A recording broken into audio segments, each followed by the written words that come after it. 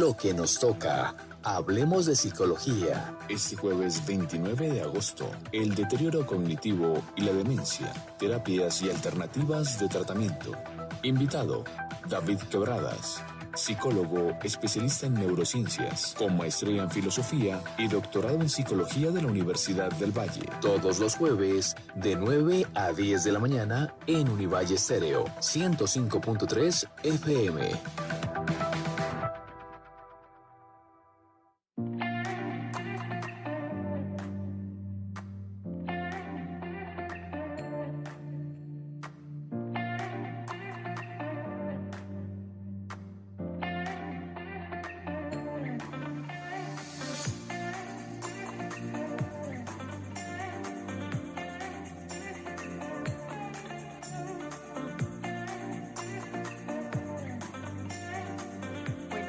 Bienvenidos a nuestro programa Lo que nos toca, hablemos de psicología. Hoy, como cada jueves, estamos aquí para cumplirles a ustedes una cita con la psicología y para ello tenemos un invitado muy especial.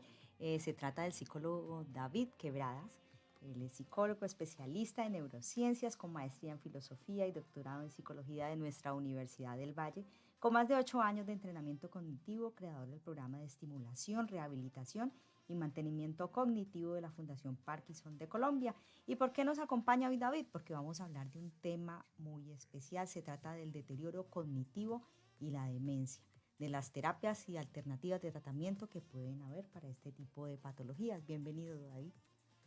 Bueno, es un placer estar de nuevo acá. Otra vez con el micrófono en la Universidad del Valle. Muchísimas gracias por la invitación. Y estamos acá para aprender acerca de qué es la demencia, qué es el deterioro cognitivo, pero ante todo cómo comenzar a prevenirlo, cómo hacernos más conscientes de las intervenciones que hay y cómo comenzar a cuidar de nuestro cerebro para que sea posible un envejecimiento que sea exitoso. Y exitoso no significa en términos económicos, sino en términos de bienestar emocional, de salud cerebral, de calidad de vida, de autonomía y funcionalidad. Claro que sí. Bueno, antes de arrancar, queremos dar las gracias también a todas las personas que nos ven y que nos escuchan y nos siguen a través de nuestras redes sociales y de nuestro dial 105.3 de Univalle Estéreo. Muchas gracias, Julián, también por colaborarnos todos los jueves aquí con toda la parte técnica y para que todo sea posible, para que ustedes puedan vernos y escucharnos. Bueno, David, hablemos de qué es el deterioro cognitivo y a qué edad comienza a presentarse. Bueno, lo primero que hay que comenzar a quitar y a desmitificar es que el deterioro cognitivo es solamente producto del envejecimiento. Es cierto que uno de los factores más importantes para que haya un cambio a nivel cognitivo, para que haya un cambio, cuando decimos a nivel cognitivo estamos hablando de la atención, de la memoria, del lenguaje, de nuestras habilidades visoconstructivas y nuestra capacidad de tomar decisiones y gestionar emociones. Es decir, nuestra mente cambia a medida que vamos creciendo y a medida que vamos también envejeciendo. Hay unos cambios que son normales para la edad y hay unos cambios que no son normales para la edad. Muchas veces asociamos la pérdida de memoria como si fuera algo producto del envejecimiento. Entonces decimos, no, se me están olvidando las palabras, normal de la edad. Se me están quedando las palabras en la punta de la lengua, normal de la edad. Y comenzamos a normalizar una gran cantidad de problemas que realmente muchas veces no son normales para la edad, sino que son los primeros síntomas de algo que se va dando por debajo, ¿sí?, de la tierra, en términos que me gusta mucho en la definición de demencia, si es los cambios cognitivos que se dan de manera subrepticia, es decir, que se van instalando en el cerebro sin que nos demos cuenta, sino cuando ya hay una manifestación expresa y explícita de que hay un cambio ya de memoria, comportamental, emocional, ya que el deterioro cognitivo no solamente es pérdida de memoria, eso también hay que comenzar a decirlo. Entonces, dos ideas claves fundamentales para las personas que nos escuchan. Deterioro cognitivo no es solamente algo que sucede por la edad. La edad es un factor de riesgo, pero no lo explica todo. Y el deterioro cognitivo no solamente es una pérdida de memoria, ya que podemos tener diversos tipos de dificultades cognitivas, diversos deterioros a nivel cognitivo, la atención, la memoria, el lenguaje y otras más que iremos ahorita hablando. Leía yo por ahí en estos días que el deterioro cognitivo no es que se asocie directamente con una edad en particular, porque generalmente se habla o comúnmente se habla de que las personas ya adultos mayores son los que padecen de esta sintomatología, pero resulta que no, doctor, ¿cierto? Sí, también podemos encontrar lo que es un Alzheimer temprano, es decir, ya una enfermedad neurodegenerativa que afecta las capacidades cognitivas y la autonomía de las personas con un cuadro que es diverso, no solamente es la parte cognitiva, sino también comportamental y psicológica que se puede dar, que se ve alterada incluso antes de los 60 años. Igual hay que dejar claro que cuando hablamos de adulto mayor estamos hablando en términos, ¿sí?, unos criterios que se han consensuado sobre dónde arranca la vejez. Sí, Muchas, digamos que da.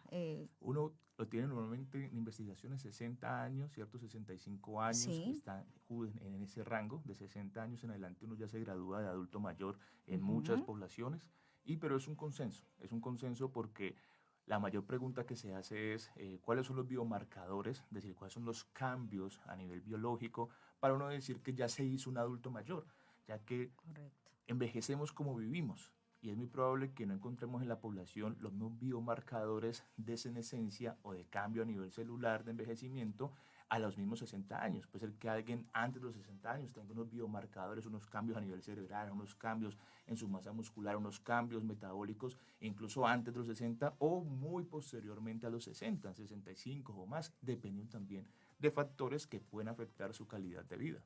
¿A qué edad se comienzan a olvidar las cosas? Como los 40 por ahí, como sobre No, esa... las cosas las comenzamos a olvidar desde muy Sí. temprana edad porque olvidar también es algo normal y necesario. Si recordáramos Ajá. absolutamente todo, viviríamos obsesos, obsesionados con lo que ha pasado en el pasado y no podríamos seguir hacia adelante. Por fortuna hay pérdida de memoria. Claro. Usted que es neuropsicólogo y conoce muy bien todo el tema del cerebro, ¿qué pasa en el cerebro cuando se empiezan a olvidar las cosas?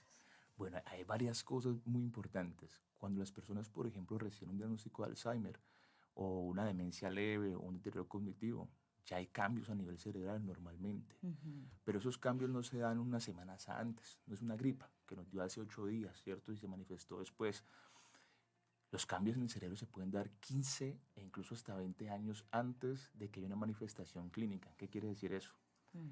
Que hay cambios a nivel de nuestro cerebro, de nuestras neuronas, y bueno, hay que dejarle también entender a los que están escuchando que no solo tenemos neuronas, que las neuronas tienen la capacidad de funcionar y de conectarse gracias a que hay otras células nerviosas que las alimentan, que las cuidan, que sirven como cenicientas y nodrizas para poder hacer que todo esto funcione, que pensemos, que sintamos, que recordemos todo. Y esas células pues no son eternas, ni tampoco nuestras neuronas, es decir, que hay unos procesos normales de envejecimiento, hay unos tiempos de caducidad, por decirlo así. Es como Ujú. cuando usted abre la leche si usted la mete en el congelador, pues le dura un poquito más, pero si la deja fuera y bajo ciertas condiciones, pues se va a dañar más rápido. Lo mismo sucede con las neuronas y las células nerviosas alrededor que las cuidan. Así quiero decir, ¿en qué momento, cierto, uno comienza a perder la memoria? ¿En qué Sí. momento uno comienza a envejecer? ¿En qué momento comienza a aparecer eso? Hay que decirle a la gente, puede aparecer los cambios a nivel celular y a nivel cerebral 15, 20 años antes de que las palabras se queden en la punta de la lengua, antes de que nos cueste recordar el nombre de los que queremos, antes de perdernos en un lugar que ya conocíamos, antes de comenzar a tomar malas decisiones. Esos cambios suceden en el cerebro 15 o 20 años antes. Y por eso hoy en investigación es tan importante poder hacer evaluaciones que nos permitan detectar desde muy temprano esos marcadores, esos cambios que nos van a ayudar a predecir qué va a suceder en 15, 20 años, ya sea un Alzheimer o ya sea otro tipo de demencia. Sí. Si bien el Alzheimer es la enfermedad neurodegenerativa que todo el mundo conoce, la demencia es mucho más que Alzheimer, aunque Sí, porque hay varias, ¿no? Hay sí. varias clases de deterioro cognitivo según lo que menciona. Y en estos días escuché a un especialista en psicología que hablaba ahora que usted se refiere al término de las neuronas, que son como una especie de arbolitos. Decía el especialista en psicología y decía que esos arbolitos obviamente hay que cuidarlos. ¿Cómo podemos cuidar estos arbolitos, doctor? Hace poco, la revista Lancet, que es una de las Mm. revistas que hace estudios epidemiológicos, seguimientos a poblaciones grandes, para poder entender distintos factores que pueden afectar el envejecimiento, que nos permiten también ayudar a prevenir, a cuidar, a intervenir las demencias, descubrió, ¿sí?, que hay unos factores muy específicos, unos Mm. factores modificables que pueden afectar hasta el 45%, pueden responder al 45% de las demencias. Entonces, donde uno dice, lo primero que necesitamos para comenzar a cuidar esos arbolitos, si lo vamos a llamar Ujú. así, aunque para mí son mucho más que arbolitos, cada neurona es un Es que me universo. pareció muy pintoresco esa forma de llamarle a Ca- las neuronas. Cada neurona es un universo y no tenemos solamente uno, sino millones dentro de su cerebro. La cuestión es que para que funcione esa galaxia, ese telar encantado, como algunos lo llaman, ese universo, esa caja negra que aún Mm. apenas comenzamos a conocer y entender, hay factores que van a afectar desde temprana edad, como por ejemplo la educación. La educación es un factor que va a afectar de temprana edad y también en la edad adulta.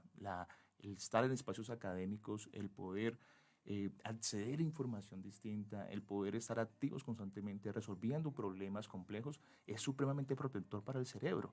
Si yo quiero un cerebro que funcione bien, tengo que utilizarlo. Si yo quiero un cerebro que recuerde, tengo que ponerlo a codificar información, a almacenar información, a recordar a corto, mediano y largo plazo. Y eso lo hacemos en la academia, eso lo hacemos cuando interactuamos con otros. Por eso la socialización es un factor protector y el aislamiento un factor que nos pone en riesgo, ante todo en la edad adulta, cuando tenemos muchos adultos mayores que se jubilan y que comienzan a aislarse, ya sea porque no tienen el mismo desempeño, ya sea porque no está la misma motivación. Y ahí también vienen otros factores modificables, que es como el cuidado del bienestar emocional. Ya sabemos que la depresión en la edad adulta es otro factor de riesgo para que ese universo funcione mal, para que esas neuronas no saquen su mejor potencial y poco a poco se vayan desconectando.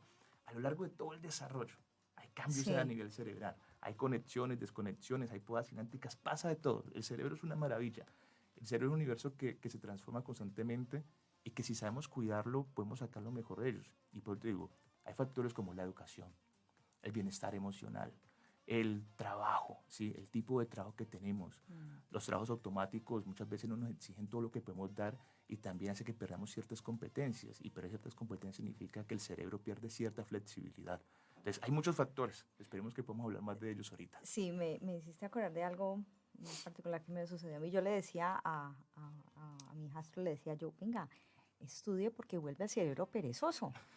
Y no tenía tanto conocimiento de psicología como lo tengo ahora y pues obviamente sí, así es. Y también es admirable cómo ver a algunas personas que ya pues son mayores dando una exposición y lo he podido ver aquí en la facultad, en eventos donde hemos asistido, dando unas magistrales exposiciones, unas personas que yo me quedo asombrada. Entonces, de alguna forma me parece que esta concepción de que, bueno, ya es adulto mayor y bueno, ya está en retiro, eso ya ahorita no aplica. No aplica, y lo hablábamos hace unos días con la profesora Angélica Londoño, hablábamos de que tiene un maravilloso libro, que por cierto le vamos a estar hablando de él a través de nuestras redes sociales muy prontamente, donde hablamos de la edad de jubilación y de toda esa cantidad de cosas que se tejen alrededor de este tema y de que hoy en día la expectativa de vida del adulto mayor es mucho más grande, ¿sí? Y podemos aprender aún mucho más de los adultos mayores y no es que porque ya estén mayores ya, bueno, ya están de salida, ¿no? Para nada, ¿no? Tú acabas de mencionar algo supremamente importante y es, a mí me encantaría decir que todos los adultos mayores cuando envejecen llegan a desarrollar un pensamiento postformal o como no diría en la cotidianidad, se vuelven sabios. Desafortunadamente la sabiduría no solamente se da por la acumulación de años, no estaríamos llenos de sabios en este momento y desafortunadamente no los tenemos, sino que estamos por el contrario cada vez con pacientes con más enfermedades neurodegenerativas porque hay unos determinantes sociales que afectan el desarrollo de nuestro pensamiento y que cuidan o que ponen en riesgo la salud cerebral.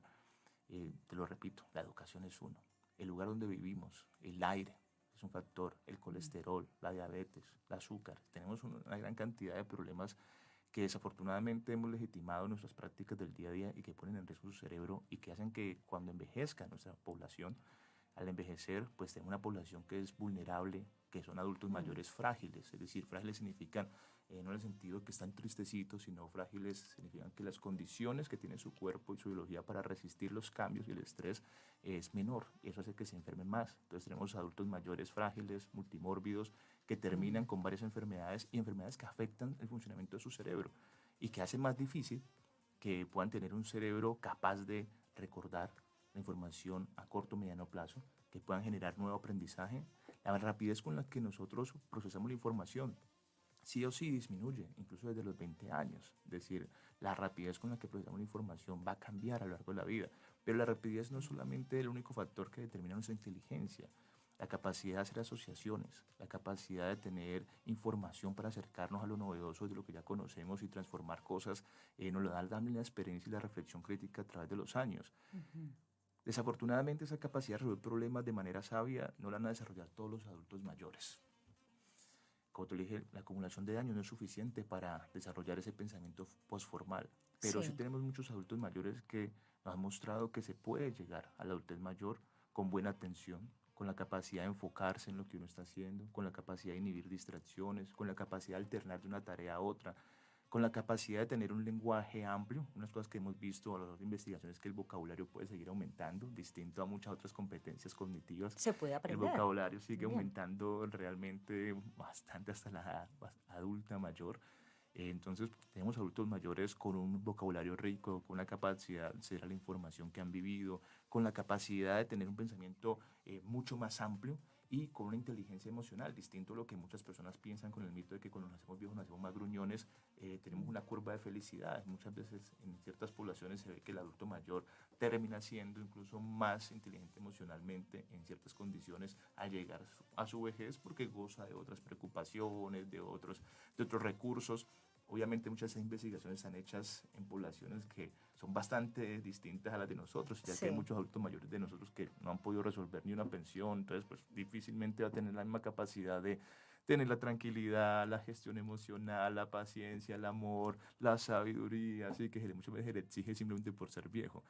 Es, sí podemos envejecer bien. Yo creo que algo que tienen que, los que están escuchando en este momento, lo están siguiendo, tienen que tener claro que sí podemos envejecer bien, que el envejecimiento no es deterioro, que el deterioro cognitivo en el envejecimiento es producto de enfermedades neurodegenerativas, que hay cambios, sí hay cambios normales en el envejecimiento, pero que los cambios no tienen que ser una demencia. Es decir, envejecer no es un sinónimo de demencia. Yo puedo envejecer de manera saludable. Hay algo clave ahí, que hay que entrenar el cerebro. Y bueno, como a nosotros nos escuchan toda clase de personas, adultos mayores, personas jóvenes, bueno, tenemos una gran heterogeneidad en todas las personas que nos escuchan. Y pues es un llamado también a las personas mayores a decir, venga, ustedes todavía están viviendo, todavía son útiles para la sociedad, todavía pueden hacer cosas, pueden seguir estudiando, pueden practicar un deporte. Y lo vimos hace unos días, no sé si has visto en redes sociales, hay una nadadora ya, adulto mayor, y lo hace espectacular, mejor que cualquier otra persona que esté muchísimo más joven. Entonces es como un llamado a ello y también un llamado a las personas que están al lado de ese adulto mayor para que también lo vean como una persona que todavía está activa y puedan compartir. También es un llamado a estos cuidadores, ¿no, doctor? Es un llamado a nosotros, cuando dice los cuidadores, muchas veces nosotros asociamos adulto mayor y cuidador, como si fuera una pareja indisociable, ¿no? Hoy tenemos muchos adultos mayores que son completamente autónomos y hacia allá tiene que ir todo el ejercicio y lo que está haciendo, el trabajo de prevención, el trabajo de querer desde muy temprana edad poder mirar qué cambios hay, qué cambios nos ponen en riesgo, qué cambios no. Es poder llegar a tener adultos mayores que sean robustos, es decir, que sean capaces de tener una capacidad en el día a día de hacer sus cosas, de si tienen que tomar su medicamento, estar pendiente de su medicamento sin ningún inconveniente, de poder mantenerse en una actividad laboral, ya sea por necesidad, ya sea porque lo decide de manera deliberada y voluntaria. Yo creo que hoy con todo el trabajo que se está haciendo hay un nuevo cambio, y hay una segunda, algunos dicen una segunda mitad, una nueva segunda mitad de la vida, donde hoy tenemos adultos mayores que están haciendo empresa, adultos mayores que están haciendo emprendimientos, adultos mayores que comienzan a ser fundamentales dentro de diferentes escenarios, tanto la tecnología, ¿sí? Sí. Es que, por ejemplo, Bill Gates no tiene 18 años y sigue estando ahí, ¿sí? Entonces también hay que señalarlo. Jeff Bezos tampoco era un joven de 22 años cuando se retiró hace poco de Amazon. Entonces, todo ese tipo de cosas. Jack Ma, que era uno de los duros de Alibaba, ¿sí? De los CEO, en su momento el único CEO, tampoco tenía 30 años, eran adultos ya maduros, adultos que están acercándose a su mayoría también de edad, a su adultez mayor, perdón, Sí. con capacidad de toma de decisiones increíbles. Ahora, es cierto, yo puedo estar tomando unos casos específicos y eso no representa a la media poblacional, eso también es cierto. Alguien me podría decir, pero está sacando, cierto, los que están allá, dos desviaciones estándar adelante de los otros y que tienen unas condiciones específicas de vida que les beneficia. Hacia allá vamos, es entender, hay unos particulares que nos permiten entender que hay unas características que si las podemos compartir de manera social, con una población más amplia, tendremos mejor envejecimiento.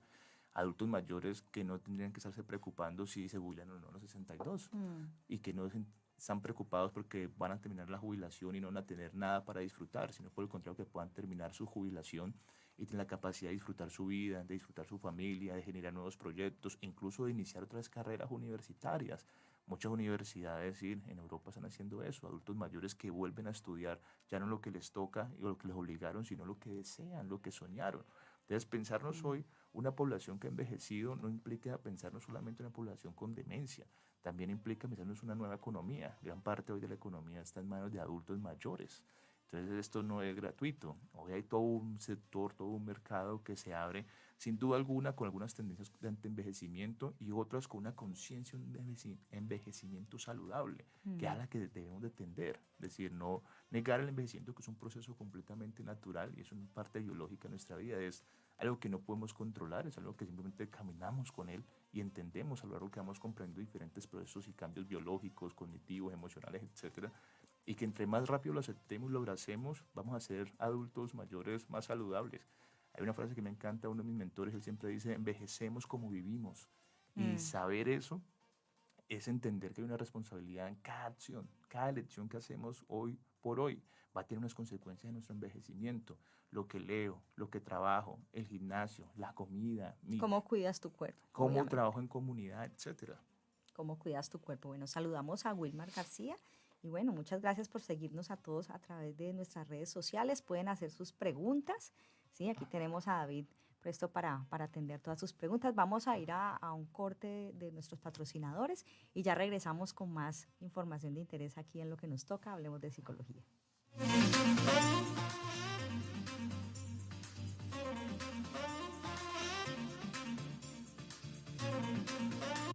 Ahora podrás tener a Univalle Estéreo en tu celular o tablet. Descarga nuestra aplicación desde tu dispositivo Android en Google Play Store. Búscanos como Univalle Estéreo. Univalle Estéreo. Univalle Estéreo 105.3, como tú la querías. Ahora, más cerca de ti.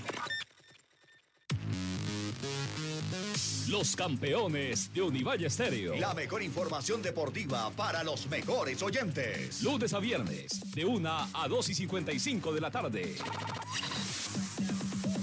Y en las transmisiones de fútbol en 2023.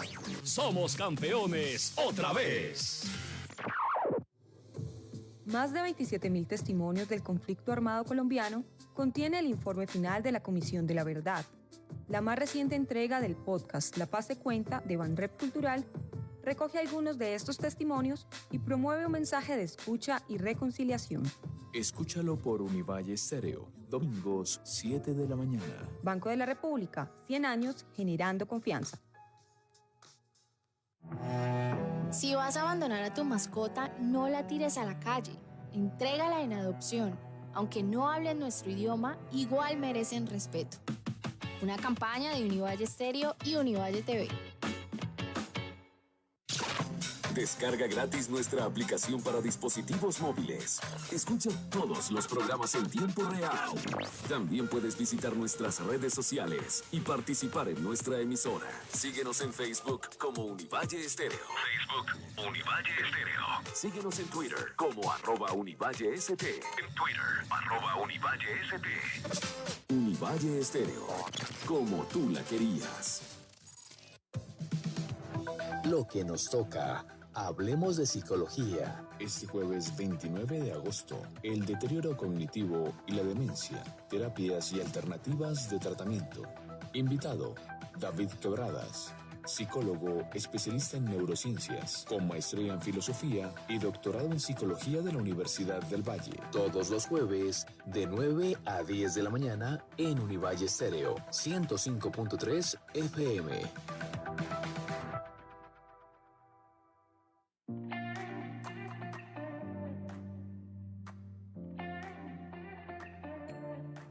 Bueno, estamos de regreso aquí en Lo que nos toca. Hablemos de psicología, hablando hoy sobre el deterioro cognitivo y la demencia.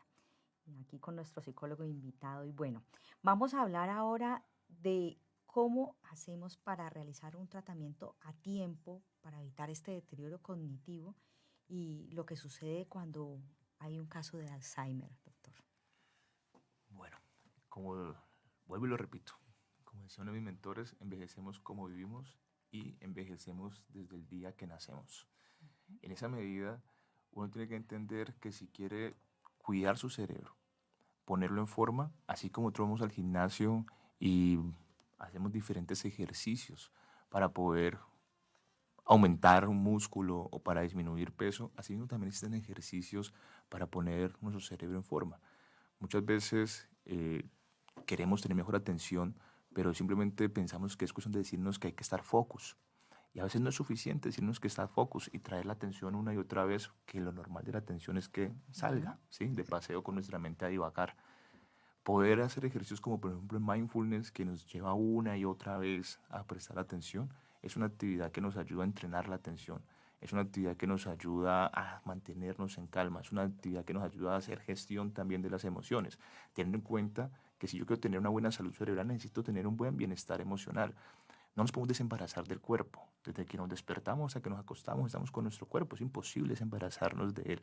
Así que vamos a sentir emociones. Algunas emociones nos van a secuestrar, otras emociones van a pasar ligeramente. Y saber manejarlas es fundamental porque nuestras emociones también afectan la manera como atendemos o no atendemos a algo, cómo recordamos o no recordamos algo, cómo aprendemos. Y en esa medida es fundamental también poder aprender a gestionar. Si tú me dices, ¿qué hay que hacer para prevenir un deterioro cognitivo? Busquemos ejercicios que nos ayuden a entrenar la atención, porque mucha gente dice, tengo mala atención, y no es que tengo mala atención, tengo una atención que no es entrenada. Tengo mala memoria, no, muchas veces es una memoria que tú no has enseñado a prestar atención para que codifique bien la información, y eso lo puedes hacer con tareas. Cuando tú estás leyendo, estás entrenando tu atención. Cuando tú vas, hoy por hoy tenemos muchas aplicaciones en el mercado, como por ejemplo Lumosity, donde tú entras y tienes ejercicios específicos de atención, de memoria, de velocidad, de resolución de problemas, etcétera. Hoy tenemos herramientas que antes no teníamos. Hoy tenemos en el mercado y en la virtualidad gimnasios, literalmente, para entrenar el cerebro. Y son gimnasios que, si bien no nos van a hacer más inteligentes per se, nos van a permitir activar esos procesos cognitivos, hacer procesos de repetición que van a hacer mucho más fácil que yo pueda codificar la información con buena atención, que la pueda almacenar de manera organizada, que pueda trabajar con todas mis memorias, porque no tengo una memoria, tengo una memoria visual, verbal, espacial, episódica, de muchas, y que pueden ser entrenadas con diferentes tipos de ejercicio. Lo mismo la resolución de problemas. Yo siempre le pregunto a las personas cuando estamos en entrenamiento, ¿cuándo fue la última vez que aprendió a utilizar su atención, su memoria? ¿Y cuándo fue la última vez que aprendió a tomar decisiones? ¿Cuándo fue la última vez que aprendió a gestionar sus emociones? Conoce sus emociones, porque no podemos gestionar aquello que no conocemos. Entonces, si queremos prevenir el deterioro cognitivo, necesitamos un cerebro que esté en forma. Y un cerebro que esté en forma requiere no solamente entrenamiento a nivel cognitivo, sino también el desarrollo de habilidades sociales y también unas tribus que cuidan y protegen. Nuestro capital social es fundamental. Es fundamental, sí. Entrenamientos de memoria tan sencillos como las adivinanzas, los ejercicios de completar frases. Estos son como, y participar en como en talleres de estimulación de la memoria, ¿no, doctor? Yo creo que mucha gente me hace la pregunta sobre los rompecabezas, Sí. el sudoku. Yo digo, mire, el sudoku, si usted quiere realmente que sea algo bueno para usted, tiene que llevarlo a un nivel mucho más alto. Si usted hace todos los días el mismo ejercicio con el mismo nivel, no va a haber aprendizaje. Va a haber un momento donde usted ya simplemente va a llegar al techo de su desempeño y no va a haber mayor demanda. Y para que haya un proceso de aprendizaje tengo que seguir evolucionando, tengo que seguir demandándome cada vez más y desarrollar nuevas competencias, es decir, enfrentarme con amor y con ganas a la complejidad, a lo difícil. Hacer cosas difíciles nos ayudan a tener un cerebro con mejores recursos cognitivos, La con música, mejor ¿qué tal, capacidad. doctor? Ahí la musicoterapia también. Claro, es que también hace ¿Ayuda? parte del bienestar emocional. Por eso decía eso. Yo puedo hacer entrenamientos dirigidos solamente a la parte cognitiva de manera muy específica, atención, en dominios específicos, atención, memoria, lenguaje, resolución de problemas. O yo puedo hacer trabajos integrales o trabajos que tienen que ver más con el desarrollo de habilidades sociales y habilidades emocionales. Por eso es la importancia de tener acompañamiento, asesoría, así como cuando usted va al gimnasio y le paga a un, sí, a un Entrenador deportólogo, personal. un entrenador Ajá. personal, a un cierto fisioterapeuta, etcétera. Así mismo usted puede ir al psicólogo cognitivo o al neuropsicólogo para poder tener un plan de entrenamiento para mejorar su cerebro, para mejorar su capacidad de gestionar emociones, para desarrollar su inteligencia emocional, para tomar mejores decisiones, porque también hay que sacar de la cabeza que solamente vamos al psicólogo o al neuropsicólogo cuando tenemos un problema. Hoy por hoy tenemos muchos trabajos que están haciéndose en rehabilitación no solamente, sino también en estimulación cognitiva y en trabajos con ejecutivos y con deportistas para tener mejores desempeños, para estar más enfocados, para tener mejor aprendizaje, para responder con mayor velocidad, para tomar mejores decisiones en escenarios inciertos, etc. Entonces, si queremos cuidar nuestra mente, hay que cuidar obligatoriamente nuestro cerebro. ¿Y la hay que alimentación entrenarlo. qué tal? Sin duda alguna, la alimentación, el problema es que yo no puedo hablar muy duro de eso. ¿Qué cosas, qué alimentos se deben evitar? O de pronto que, escuchaba yo por allí también que, obviamente, como también cuando uno va al gimnasio, bueno, entonces no coma estas cosas, no consuma estas cosas, no tome licor. El alcohol es una de las cosas más nocivas para nuestro cerebro, ¿no? El alcohol puede ser muy nocivo dependiendo de la cantidad, Mm. la hora y el día. No, los excesos, como todo, ¿no? Como todo. Lo que hay que señalar ahí que para todos los que están escuchando y todos los que nos están escuchando es que nuestro cerebro es plástico y lo que nosotros elegimos hacer con él día a día va a tener unas consecuencias a largo plazo. Nuestro cerebro no está ya hecho, nuestro cerebro lo vamos haciendo, lo vamos modelando y podemos hacernos responsables de ser buenos arquitectos y escultores del cerebro, como diría Ramón y Cajal, o podemos simplemente dejar que el medio lo moldee. Hacernos responsables de la salud cerebral implica ser consciente de cómo funciona el cerebro, qué lo beneficia, qué lo pone en riesgo y comenzar a trabajar de manera voluntaria y consciente por esos factores que nos ayudan a socializar, aun cuando no nos gusta. Yo, extrañamente para muchos que me digan que soy un extravertido, soy un introvertido, pero aprendí a hacer lo otro para poder socializar porque sé que es necesario salir de los libros y de la biblioteca. Que también hay que salir a bailar, que también hay que salir a divertirse, que de vez en cuando no está mal ser un animal party, pero que también hay que hacerlo de una otra forma con cierta medida. Digamos que los excesos de nuestro cerebro, a medida que vamos envejeciendo, su neuroplasticidad, su capacidad de recuperarse después de intoxicarlo con alcohol no es la misma, por eso su guayabo dura más, ¿cierto? Si ahorita que antes cuando tenía 18 años. Cuando estaba más joven, ya antes, pero dice, no, mejor ya no. Porque el ya cerebro tiene que desintoxicarse, ya no lo va a hacer con la misma rapidez. La velocidad va cambiando en muchas cosas a lo largo de la vida en nuestro cerebro. Y ahí es importante tener esa conciencia de cómo funciona mi cerebro. Conocernos a nosotros mismos implica conocer el funcionamiento de nuestro cerebro. El problema es que no todos somos neurocientíficos, no todos son neuropsicólogos y neuropsicólogas, pero se puede uno acercar de otra manera a cierto tipo de divulgación, como por ejemplo lo que hace el doctor Facundo Manes, que es uno de los, para mí es como el Maradona de la neurociencia en Sudamérica. El doctor Facundo Manes, el doctor Agustín Ibáñez, que tienen libros de divulgación. La escuela, por ejemplo, que hay el Instituto Neurológico Cognitivo, que es INECO, han hecho mucho trabajo de divulgación que es supremamente importante, el trabajo que se hace en Argentina.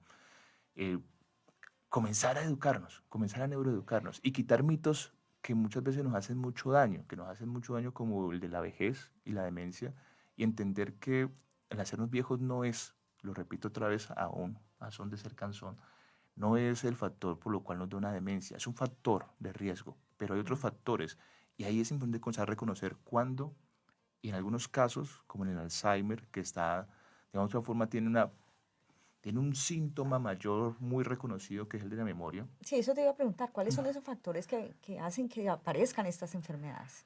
De una u otra manera, hay factores sociales que determinan nuestra salud cerebral. Cuando nosotros tenemos personas en condiciones de vulnerabilidad a nivel económico, que tienen nivel educativo bajo, que tienen dificultades de alimentación desde muy temprana edad, que tienen sordera desde mediana edad, que tienen traumas craneoencefálicos, ¿sí? Que tienen tabaquismo, alcoholismo, depresión, diabetes, colesterol alto y una disminución auditiva. Pues tenemos muchos factores que nos van a empujar a desarrollar una enfermedad neurodegenerativa. Normalmente la gente siempre piensa en Alzheimer porque el Alzheimer es el 60%, ¿sí? La prevalencia de las demencias, el 60% es tipo Alzheimer. Entonces, uno tiene el chance de más de la mitad de atinarle una demencia diciendo que es Alzheimer, aunque existen otro tipo de demencias. Ahora, ¿qué hace que sea importante saber cuándo es un Alzheimer y cuándo no lo es? Muchas enfermedades neurodegenerativas se comportan de manera muy distinta al Alzheimer. Si bien el Alzheimer es un compromiso en nuestra memoria, no es en nuestra memoria en general rápidamente. En los primeros estadios de la demencia tipo Alzheimer, en los estadios leves, iniciales, la dificultad está simplemente en la capacidad de recordar nueva información. Entonces, ¿qué pasa? No, la mamá recuerda muy bien todo. No, el papá es súper bueno para recordar hace 20 años. Pero no recuerda hace 2 minutos. No recuerda hace 5 minutos. Te pregunta 5 o 10 veces lo mismo. Hey, no, la mamá tiene mejor memoria que nosotros. No. Si la mamá o el papá pregunta 10 veces lo mismo en menos de 5 minutos, es muy probable que hayan dificultades. La mamá está hablando y recuerda muy bien de todo, pero cuando tiene que comenzar a hablar de cosas nuevas, se le olvidan las palabras, no las recuerda, se le quedan en la punta de la lengua, ya no una vez a la semana, sino que todos los días. Venga, eso ya no es normal. La mamá fue a un lugar que habíamos ido antes y de pronto completamente desconectada. La mamá estaba en un momento de conflicto, se le apagó el carro, se asustó y comenzó a llamar al hermano que se había muerto hace 5 años. ¿Cómo así? ¿Por qué estaba llamando a la mamá? Entonces, ese tipo de cosas es lo que uno dice, hey, un momento, son banderas rojas, porque eso ya no es normal. Ya hay que ponerle mucha atención a lo que se está presentando porque ya es un indicador, ¿no? cambios cognitivos, cambios comportamentales, muchas veces, cambios comportamentales ante todo a nivel emocional. Los cambios, muchas veces uno dice, no, es que ya está viejo, entonces por eso es que es más calladito y ya no habla. No, no, no. Hacerte viejo no implica que tú no puedas desarrollar una depresión, que tú no puedas desarrollar una apatía y que enfermedades, por ejemplo, como el Parkinson, ¿sí? Están muy asociadas a procesos psicológicos como la depresión, como la ansiedad, como la apatía y que aparecen. Otras cuestiones también es que muchas veces asumimos en enfermedades neurodegenerativas como el Parkinson que eso entonces es un problema de temblor y ya después nos damos cuenta que también hay otros procesos de demencia en Parkinson que también implican ese deterioro a nivel cognitivo. Algo que la gente tiene que saber y que es muy importante, que un diagnóstico temprano nos ayuda a tener una mejor evolución. Darle un mejor manejo a la Reconocer enfermedad. rápidamente qué cambios son normales y qué cambios no lo son nos va a permitir acercarnos a una evaluación neuropsicológica temprana y a una intervención, ya sea farmacológica o no farmacológica, que nos ayude a tener una mejor calidad de vida. Y aquí algo que siempre que yo le digo a todos mis pacientes, al paciente se le da el diagnóstico de Alzheimer, de una enfermedad neurodegenerativa, pero no es el único que la sufre toda la familia.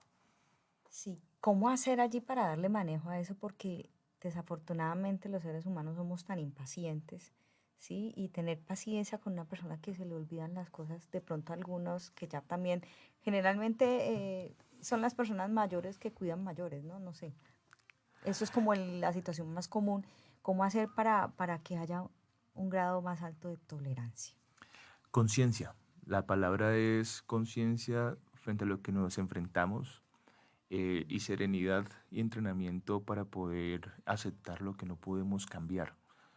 Muchas personas cuando se enfrentan al primer diagnóstico, que es el deterioro cognitivo leve, no todo deterioro cognitivo leve avanza hacia una demencia, pero en muchos casos un deterioro cognitivo leve es el primer inicio de procesos neurodegenerativos que terminan desarrollando posteriormente algo mucho más complejo que afecta la funcionalidad de los pacientes, de su día a día.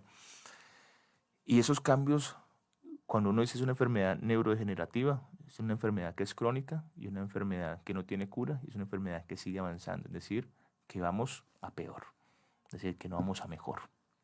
Y en esa medida es un ejercicio de duelo desde el mismo paciente, porque no hay nada más difícil que aceptar que uno o yo, ¿sí?, va a desaparecer en algún momento o se va a estar transformando y no lo puede hacer porque somos lo que nos permite también su cerebro ser, les guste a muchos o no, y en esa medida, cuando el cerebro se va erosionando, se va deteriorando, esa libertad también se va perdiendo, esa autonomía se va perdiendo, y hay también una crisis frente a quién soy, a quién voy a ser, y por eso tampoco podemos desconocer que la enfermedad neurodegenerativa no es solamente un proceso neurobiológico que afecta al cerebro, sino que también hay un proceso existencial. También los americanos tienen una palabra que es illness, que es padecimiento.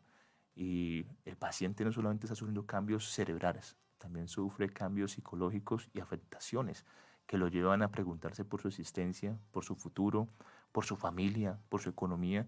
Y ahí viene la importancia también del acompañamiento a nivel psicológico. Muchas personas dicen, no, pero ya para qué, ¿cierto?, que lo lleven al psicólogo y tienen Alzheimer. No, venga, ¿cómo podemos colaborar? ¿Cómo educamos a las familias también?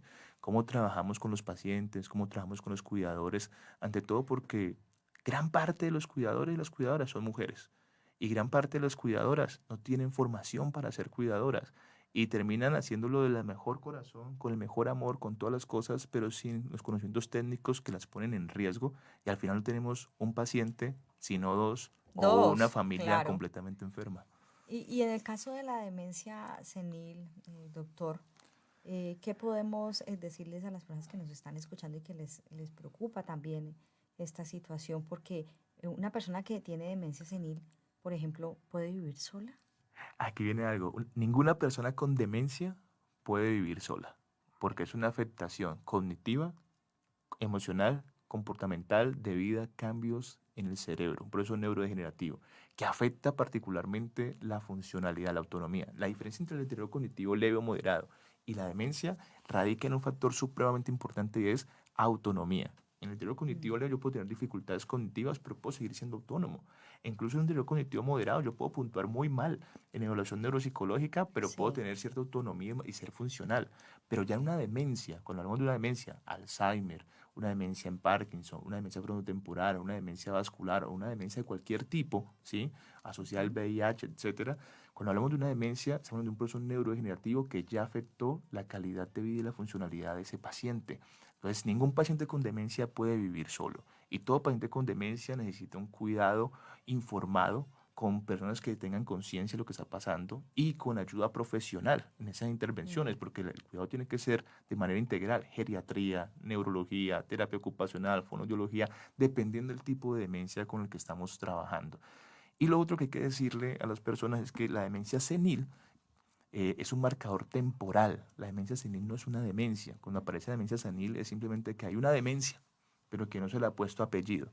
Toda demencia senil necesita un apellido. Una demencia senil significa una demencia que sucede después de los 60 años. Entonces, si bien hace mucho tiempo atrás la demencia senil era un diagnóstico, hoy es solamente un marcador temporal. Hoy las demencias tienen apellidos, porque hoy gracias al trabajo en neurociencias podemos hacer diagnósticos diferenciales y darnos cuenta que ese deterioro cognitivo que genera, ¿sí?, una afectación en nuestro día a día tiene diferentes tipos de patologías, neuropatologías de base. Entonces, por eso Sí. es demencia senil después de los 60 años, demencia presenil antes de los 60 años. En ese caso, en las demencias preseniles normalmente encontramos las enfermedades, ¿cierto?, vasculares, cerebrovasculares, el Alzheimer temprano y la demencia frontotemporal. Por el otro lado, en las seniles, es decir, las que son más de 60 años, encontramos Alzheimer, Parkinson y otras más. Ya, los pacientes con demencia senil a veces pueden tornarse un poco agresivos, ¿no? ¿Cómo manejar esto? ¿Se necesita un cuidador especial, ingresarlo a algún instituto o se puede dar manejo en casa con alguna persona que lo asista? O sea, ¿qué recomendaciones le podemos dar a las personas que de pronto tienen algún familiar que está pasando por esto? Levantar la mano y pedir ayuda, porque no es fácil. Por amor, el amor no es suficiente. El amor no es suficiente para poder dar un buen cuidado. Y puede haber mucho amor, pero si no hay un conocimiento para hacer un buen cuidado, el amor se puede acabar, el amor se puede quemar. Y ahí tenemos cuidadores quemados y terminamos y cuidadoras particularmente que terminan enfermas, sobrellevadas, sobrecargadas, porque también quedan con vida obstaculizada. Entonces hay que pedir ayuda, hay que saber ayudar. Y para poder ayudar, el cuidador tiene también que aprender a cuidarse para tener las condiciones necesarias de cuidar al otro y de cuidarse a sí mismo o a sí misma si va a asumir esa responsabilidad. Y en muchos casos no hay que tener miedo a la institucionalización. Hoy por hoy, muchas instituciones que nos pueden brindar un mejor apoyo e incluso una mejor calidad de vida que la que pueden recibir papás, mamás, abuelos, abuelas en casa. Y este tema de cuidar el cerebro que lo hemos dicho alrededor de nuestra charla, que es tan importante entrenar nuestro cerebro, cuidarlo, y que hoy en día se está presentando una situación y es el individualismo y la soledad, doctor. Y usted nos hablaba ahorita de lo importante que es socializar, estar en contacto con las demás personas, no abstraernos, porque esto puede generar daños graves en el cerebro que a largo plazo pues desencadenan en estas enfermedades, ¿no? Sin duda, somos animales gregarios, sociales, es decir, desarrollamos el lenguaje con el otro, desarrollamos las emociones con los otros, gestionamos las emociones a través de experiencias que vivimos con los otros. Aislarnos no es la mejor opción para tener un cerebro saludable. Ahora, también es cierto que hay diferentes tipos de personalidades. Hay quienes disfrutan más, ¿cierto?, de grandes grupos, hay otros que disfrutan más de uno u otro amigo y un buen café y un buen libro. Entonces también hay individualidades, pero aislarnos por completo, sin No es duda sano. alguna, no es sano y es un riesgo para su cerebro. No es sano. Entonces, bueno, ya saben, aquí ya les hemos dado como varios consejos para aplicar. Esperamos que toda la información que les hemos brindado el día de hoy pues haya sido de gran utilidad para todos ustedes. Se nos acabó el tiempo y nos tenemos que ir desafortunadamente. Bueno, nos vemos el próximo jueves con más información de interés aquí desde el mundo de la psicología, en lo que nos toca. Hablemos de psicología en nuestra Universidad del Valle. Hasta pronto.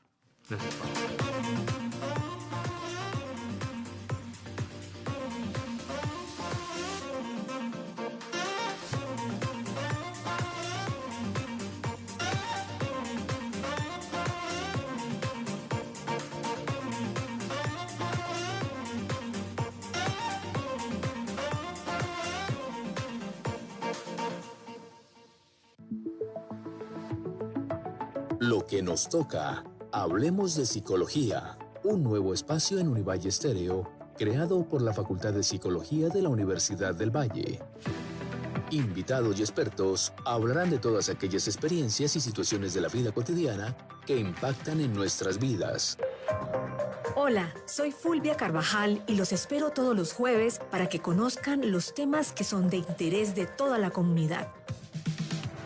Lo que nos toca.